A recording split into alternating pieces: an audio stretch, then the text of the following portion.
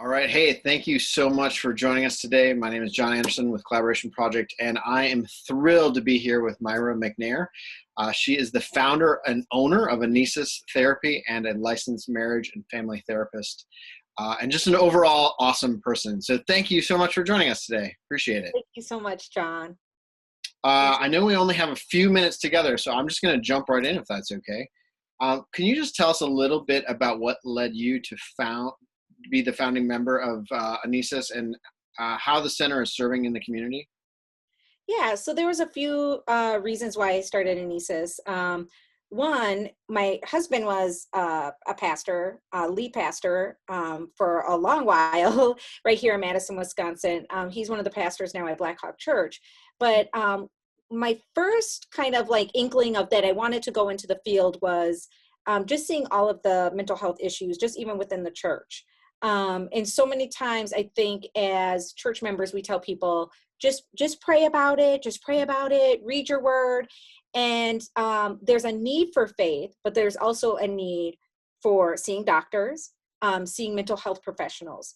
And then also just seeing the need of like families and married people coming in, needing that extra support. And your pastor can give you that support, but your pastor can't give you that long-term one-on-one support that people, I think, really would need and reach out to the church for. And so that was kind of like my first like eye-opener of like, wow, there needs to be more services, right? And then I also worked in the school district here in Madison at MMSD. And I worked with parent engagement. I was a parent liaison at Leopold Elementary School. And I saw the need also there for more services, right? I just saw all these needs that the school was trying to fit in, trying to fill that gap between services, family engagement. There's a huge, I could go on and on, not really great trust sometimes in the school district with parents, but then also parents needing like resources and needing more supports that the school just was not equipped to deal with, right? And so then I knew, okay, there's something more that I can do. And I don't think my place here is necessarily in the school district where I want to do it. And so I went back to school and got my master's in marriage and family therapy. I worked at Journey Mental Health Center. I worked in some of their cultural specific programs there at Journey Mental Health, and really got fascinated more into really cultural specific services, cultural interventions. And then, I just felt that nudge of like, okay, I need to start my own practice. I did it on the side, worked 30 hours at Journey Mental Health. And then I did 2 days on my 2 days off.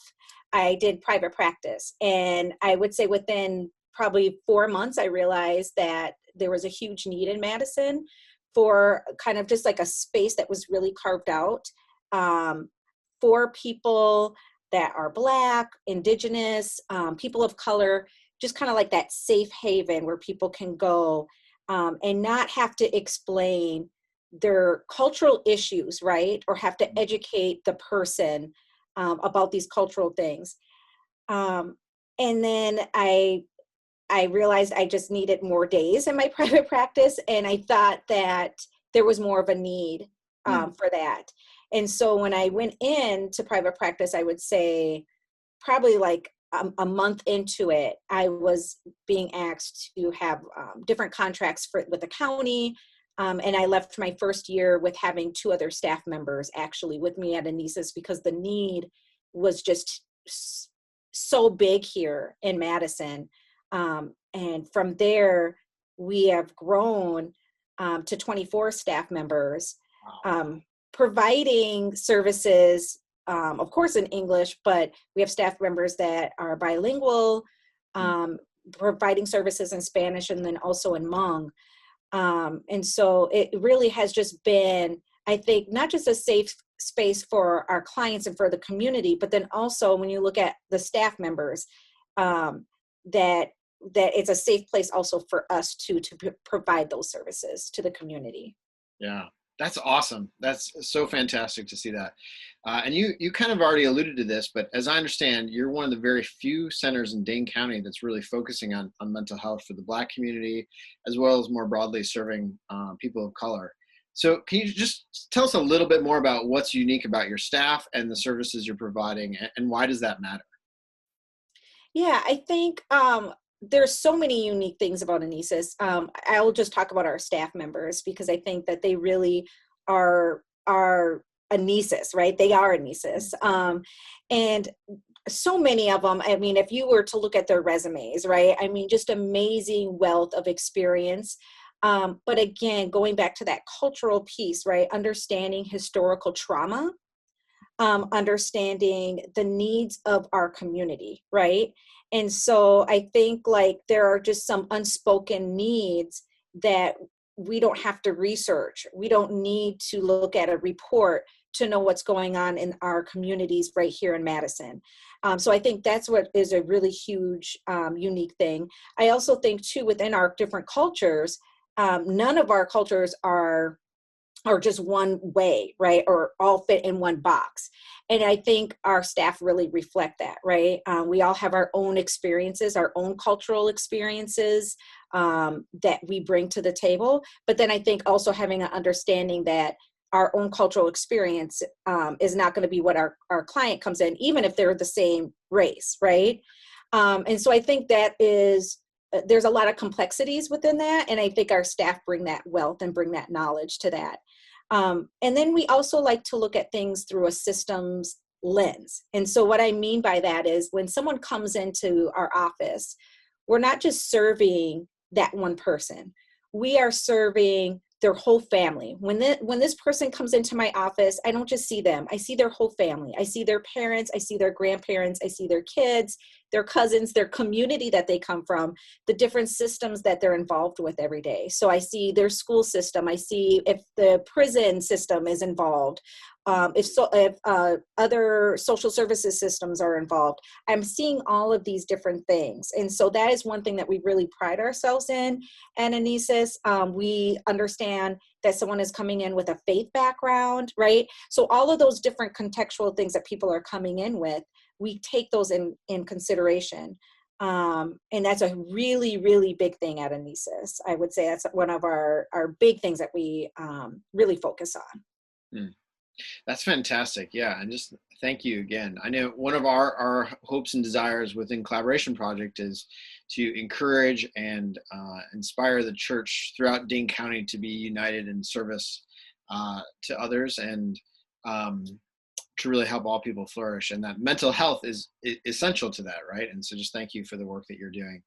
And that really leads me to my next question is there ways that you see that the church broadly throughout, because there's 300 plus churches in the county, that could be supporting the work you're doing? Is there any examples you might give us today just to encourage those who are watching and how they could help you?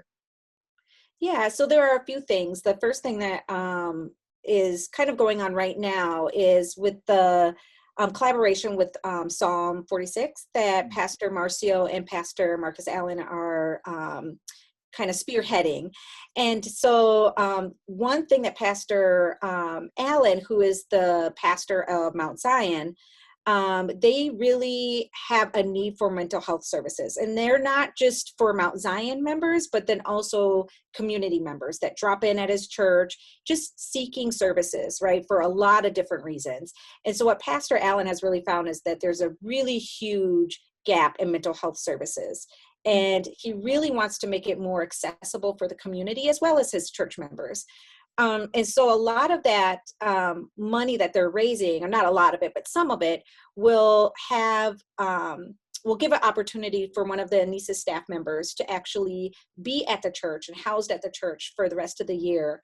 And this will really help because what we see, especially here in Dane County, is a lot of people aren't insured. They can't afford health insurance. And so when you're talking about mental health services, it costs money, right? It costs money for me to pay for staff. And so this will really help kind of fill in that gap for resources there. Another need that we're really seeing at Anesis is a lot of our clients that we've been serving now for, more than a couple of years. We don't get to see them because we're doing a lot of telehealth right now. And our clients, a lot of them don't have telephones, believe it or not. They don't have telephones. So we have helped our clients get government phones, but they're not that great. So we can't do the video. They don't have internet. And so finding ways and finding tablets and internet connections for our clients so they can be able to keep their appointments until things get safe and we can be in a small therapeutic room with our clients. Our staff have been really dedicated to making sure that our clients still have some type of contact. They've been meeting at parks, keeping their masks on and doing things like that. But that takes a lot of time for travel just for one or two clients if they're on your caseload. But that has been a huge need, I would say, for our clients. Yeah, that's helpful. I know enough about the Psalm 46 Fund, and we can have the link down below on this video here. As far as that second need that you just shared, is there a way that you would direct people's, either if they're interested in donating actual tablets or phones or funds for making that possible, where would you direct them? I would say just email us at info@anesistherapy.com. Great. And our staff will definitely help kind of figure out where to do drop-offs for tablets and any kind of phone needs for our clients. But Awesome. it would be such a great thing for clients. Last question for you. So on your website, there's some of the videos that are really, really well done. On one of them, you're sharing a little bit about Anesis, and I'm going to just quote you here. You end the video by saying, "I love seeing change. I love seeing hope that is what drives me in the world." And so I just want to end with this. Where are things, I mean, this is a hard season for our community and for our country. So in the midst of that, where do you see hope right now? I see hope. I see hope in a lot of different areas, but I would say I see hope in just even the for so long it's been such a stigma to get or receive mental health care, especially in the Black community and especially in other communities of color. Um, where I see hope is that people are coming. That stigma is really starting to get stripped away. And we're really normalizing wellness and mental health care. And that gives me hope. It gives me hope that people are starting to take control of their own health, right? And I think that mental health care really does affect all, like our spirituality, it affects our physical health. There's been so much research in how that when you're stressed, in your increases of cortisol, the increase in inflammation in our bodies, and you look at the health disparities, all of these things are connected. And so that's what gives me hope, is seeing families really starting to love and support one another, really starting to come in and get that care they need, whether it's been from racialized trauma, whether it's been from abuse, or just other issues that families need to talk and work out.